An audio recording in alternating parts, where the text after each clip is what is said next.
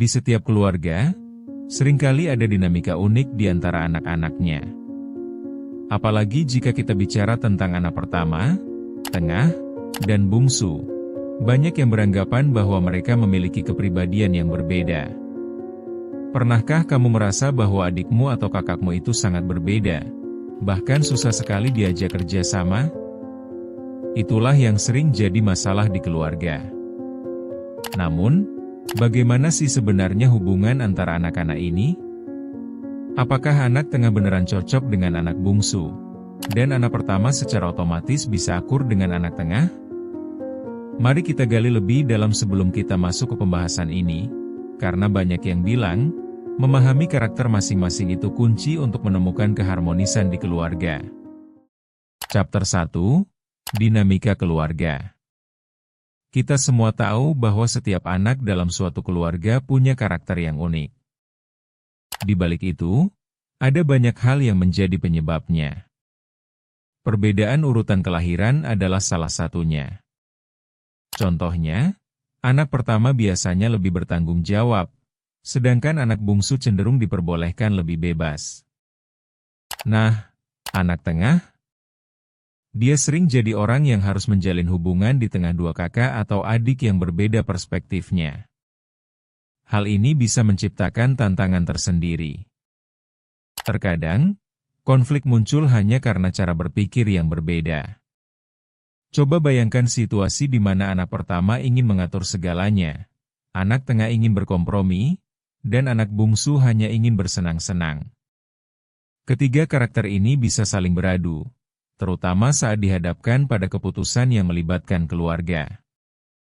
Disinilah kekhawatiran dan frustrasi dapat muncul. Merekalah yang kadang-kadang harus berusaha keras untuk mencari titik temu, bukan? Jadi, penting untuk memahami dinamika ini agar bisa berkomunikasi dengan lebih baik. Chapter 2, Karakter Proporsional. Masing-masing karakter anak bisa dibilang ada proporsinya. Anak pertama seringkali jadi pemimpin. Mereka cenderung mandiri dan perfeksionis. Di sisi lain, anak bungsu nyaris selalu dianggap manja. Mereka cenderung mencari perhatian dan kadang tak terlalu serius. Lalu, anak tengah? Mereka biasanya jadi jembatan. Harga diri mereka menuntut agar mereka bisa mengafirmasi diri tanpa harus terjebak dalam stereotip. Disinilah masalah utama muncul. Stereotip bahwa anak bungsu lebih manja dan anak pertama lebih bertanggung jawab bisa jadi beban di pikiran masing-masing. Ironisnya, anggapan ini bisa berakar kuat dalam hubungan antar mereka dan membuat hubungan tersendat. Misalnya, seorang anak tengah mungkin merasa tertekan untuk selalu menyesuaikan diri dengan harapan dari kakak dan adik, sehingga dia kehilangan jati diri. Memahami proporsi ini membantu kita agar lebih bijaksana dalam berinteraksi. Chapter 3, Teori Psikologi Keluarga.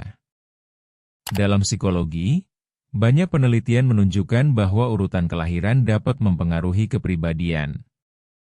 Teori yang dicetuskan oleh Alfred Adler menyatakan bahwa posisi dalam keluarga bisa menentukan cara seseorang berinteraksi dalam hubungan sosial. Adler berpendapat, anak pertama cenderung ambisius, anak tengah lebih adaptif, dan anak bungsu seringkali jadi pencari perhatian. Makna di balik teori ini simpel, anak dengan posisi berbeda seolah-olah dibekali peran yang berbeda dalam keluarga. Hal ini juga memberikan pemahaman bahwa interaksi yang sehat memerlukan pengakuan terhadap kekuatan dan kelemahan masing-masing. Jadi, mengetahui peran ini bisa memberikan gambaran lebih jelas mengenai jalinan relasi kita sebagai keluarga. Bagaimana jika kita bisa bertatap muka dan berdiskusi tentang peran ini? Tentu, komunikasi yang terbuka dapat membantu memperbaiki hubungan yang ada. Chapter 4, Perbedaan Karakter dalam Praktik. Melalui pemahaman tentang karakter yang berbeda, kita bisa menemukan cara baru untuk berinteraksi. Cobalah bertanya pada diri sendiri, bagaimana kamu bisa merangkul keberagaman karakter ini dalam hubungan dengan saudara? Misalnya, Jika anak pertama lebih suka rencana yang jelas, dan anak bungsu cenderung spontan, cari kesepakatan yang saling menguntungkan. Dengan melakukan diskusi yang terbuka, kita bisa menciptakan situasi di mana setiap karakter bisa tumbuh tanpa merasa dibatasi. Jika kita sering mendengarkan satu sama lain, kita juga bisa belajar untuk saling menghargai perbedaan. Tidak ada karakter yang lebih baik dari yang lain. Semua punya kelebihan masing-masing. Ini butuh waktu dan usaha, tapi hasilnya bisa sangat memuaskan. Chapter 5, Langkah Awal Menuju Harmoni. Untuk mewujudkan hubungan yang harmonis antar anak dalam keluarga, ada beberapa langkah yang bisa dimulai. Pertama, saling menghargai keunikan masing-masing. Jangan hanya fokus pada perbedaan, tapi lihat juga persamaannya. Kedua, buat komunikasi terbuka. Diskusikan masalah dan cari solusi bersama. Ketiga, luangkan waktu untuk kegiatan bersama, agar bisa memperkuat ikatan di antara kalian. Dengan langkah-langkah ini, semua bisa merasa lebih diapresiasi dan terhubung. Dengan melakukan itu semua, kita bisa membangun pondasi yang kuat dalam hubungan keluarga. Bayangkan betapa indahnya jika setiap anggota keluarga bisa merasa diakui dan diterima. Sebuah hubungan yang baik tentu saja harus dilakoni dengan upaya dari setiap anggota keluarga. Ini bukan hanya tentang saling mengomel, tapi lebih ke saling mendukung. Jika kamu suka konten ini, jangan lupa subscribe Ruang Tumbuh untuk mendapatkan lebih banyak pembahasan menarik lainnya. Bertumbuh itu proses, bukan lomba.